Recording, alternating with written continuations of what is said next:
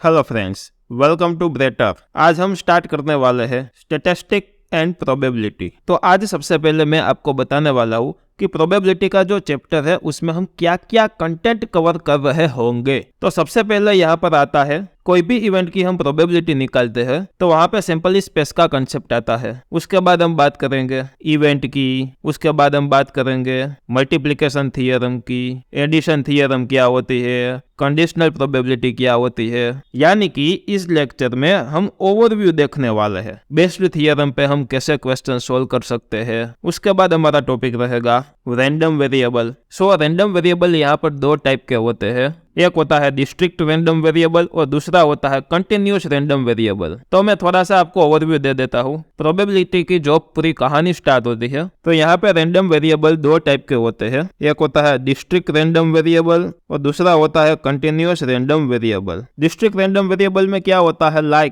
यहाँ पर मैं आपको एक एग्जांपल दूं कि कोई भी इवेंट की जो प्रोबेबिलिटी है, एक कॉइन को मैं टॉस करता हूँ तो कॉइन का सैंपल स्पेस क्या होता है, हेड और टेल। अगर मैंने इसी कॉइन को दो बार टॉस किया तो सैंपल स्पेस क्या होगा, तो कि हेड हेड आ सकता है, हेड टेल आ सकता है, टेल हेड आ सकता है या फिर टेल टेल आ सकता है। इसमें से ही कोई भी चीज आएगी, ये इसका सैंपल स्पेस होता है। तो यहाँ पर मैं इसका प्रोबेबिलिटी डिस्ट्रीब्यूशन लिखूं तो x को हम डिनोट करते हैं नंबर ऑफ हेड को, तो ये इसकी क्या है, प्रोबेबिलिटी है। तो यहाँ पर हेड कितनी बार आ रहा है, 0 बार आ रहा है, तो हम सबसे पहले 0 लिखेंगे। फिर इसमें हेड कितनी बार आ रहा है, तो कि 1 बार आ रहा है तो 1। फिर यहाँ पर 2 बार आ रहा है इसलिए 2। तो 0 बार हेड आने की प्रोबेबिलिटी हमारे पास कितनी है, तो यहाँ पर एक ही केस ऐसा है कि यहाँ पर 0 बार हेड आ रहा है, तो यहाँ पर उसकी प्रोबेबिलिटी हो गई 1। 1 बार हेड आ रहा है उसकी प्रोबेबिलिटी, तो क्या यहाँ पर 2 केसेस वैसे है कि 1 बार हेड आ रहा है, first of all head tail, दूसरा टेल हेड,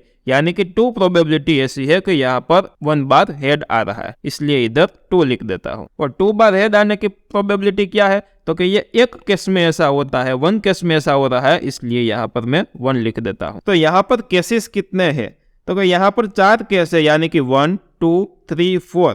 ओके, तो 0 बार हेड आए वो कितनी बार होता है, तो कि 4 में से 1 बार होता है, यानी कि 1/4 टाइम्स आता है। उसके बाद 2 बार हेड आने की प्रोबेबिलिटी क्या होती है, तो कि 4 में से 2 बार, यानी कि 2/4। और 2 टाइम्स हेड आने की प्रोबेबिलिटी क्या रहेगी, 1/4, यानी कि 4 में से 1 बार ऐसा होता है कि जहां पर 2 बार हेड आ रहा है। तो ये चीज हमने करी, उसको बोला जाता है प्रोबेबिलिटी डिस्ट्रीब्यूशन। अब स्टूडेंट्स समझने की जरूरत है, तो यहाँ पर मैं आगे आपको समझाना चाहूँ तो इधर हम छोटा सा ग्राफ दौड़ देते हैं। ये एक्स एक्सिस है, यानी कि यहाँ पर हेड होगा, यहाँ पर प्रोबेबिलिटी का P लिख देते हैं, यहाँ पर 0 लिख देते हैं, यहाँ पर 1 है, यहाँ पर 2 है, सब 0 है। यहाँ पर उसकी प्रोबेबिलिटी क्या है, 1/4, तो इधर हम लिख देते हैं 1/4। यहाँ पर मैं उसको मान लेता हूँ 2/4, तो 1 में क्या आता है 2/4, यानी कि 1 के केस में यहाँ पर डॉट आएगा। ओके, और 2 में क्या फिर से आता है 1/4, तो यहाँ पर 1/4। तो हमारे पास जो वैल्यू है वो ये रह गई है ना, ये देखिए ये 3 वैल्यू रह गई। तो यहाँ पर मैं आपको बोलूँ कि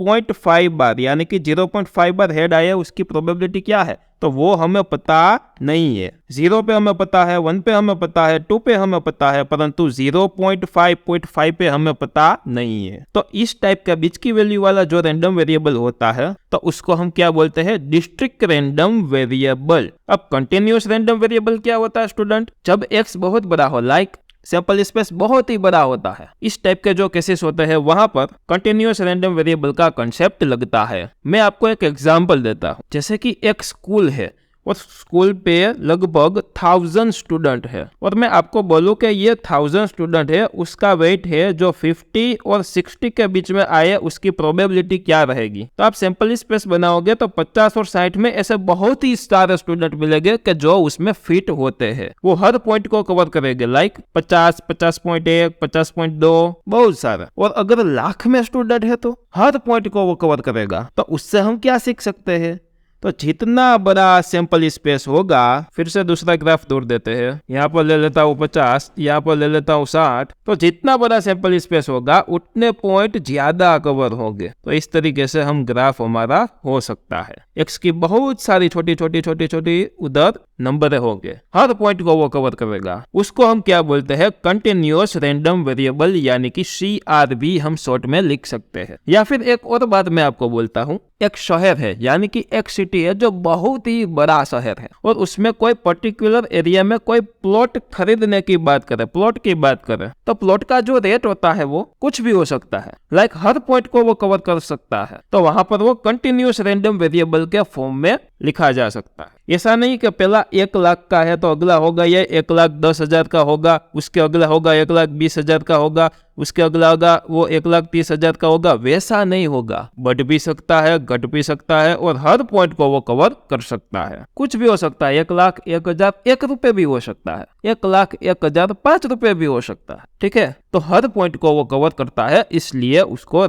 कंटिन्यूअस रैंडम वेरिएबल बोला जाता है। यहाँ पर जो डिस्ट्रीब्यूशन फंक्शन होता है, यहाँ पर हम उसको बोलते हैं PX, यानी कि प्रोबेबिलिटी मास फंक्शन, और उसको हम PMF भी बोल सकते हैं कि प्रोबेबिलिटी मास फंक्शन। यहाँ पर PMF की प्रोबेबिलिटी क्या होती है कि P ऑफ X है वो 0 या 0 से बड़ा होना चाहिए। एप्सिलॉन P ऑफ X की वैल्यू 1 के बराबर, यानी कि =1 होनी चाहिए। देखो इन सबको हम जोड़ेंगे तो क्या आएगा? 1 ही आएगा। देख लेते हैं, चलिए। 1/4 प्लस 2/4 प्लस 1/4, तो नीचे 4 है तो 4 को हम एक साथ लिख सकते हैं। 2 + 1 + 1 यानी कि 2 + 1 3 + 1 4, यानी कि 4/4 यानी कि 1 हो गया, यानी कि एप्सिलॉन P ऑफ X 1 ही आएगा।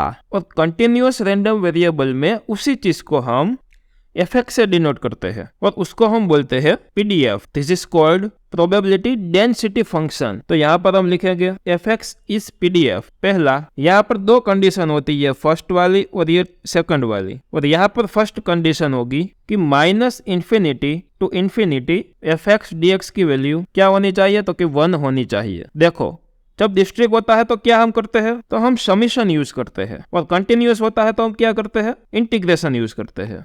तो यहाँ पर सबसे पहला fx क्या होना चाहिए? 0 या 0 से बड़ा होना चाहिए। Second, then -ε to epsilon fx की वैल्यू क्या होनी चाहिए? तो कि 1 के बराबर, यानी कि =1 होनी चाहिए। तो ये हमारा क्या होता है? तो ये हमारा PDF होता है, और ये हमारा PMF होता है। अब बात आती है मीन की, तो इसको हम डिनोट करते हैं EX से, और इसके बाद हम करें तो यहाँ पर होता है समीशन XPX बस XPX। और यहाँ पर हम बात करें तो इसकी वैल्यू क्या होती है? EX -∞ to ∞ XFX dx होता है। डिस्ट्रिक्ट होता है तो हम समीशन यूज करते हैं, और कंटिन्यूअस होता है तो हम इंटीग्रेशन यूज करते हैं। और यहाँ पर डिस्ट्रीब्यूशन का कंसेप्ट रहता है। यहाँ पर जो डिस्ट्रीब्यूशन होता है वहां पर होता है बाइनोमियल, और एक होता है पॉइजन डिस्ट्रीब्यूशन। और यहाँ पर जो डिस्ट्रीब्यूशन यूज होता है वो होता है एक्सपोनेंशियल, देन उसके बाद नॉर्मल, और उसके बाद यूनिफॉर्म। नॉर्मली ये डिस्ट्रीब्यूशन हम यहाँ पर यूज करेंगे।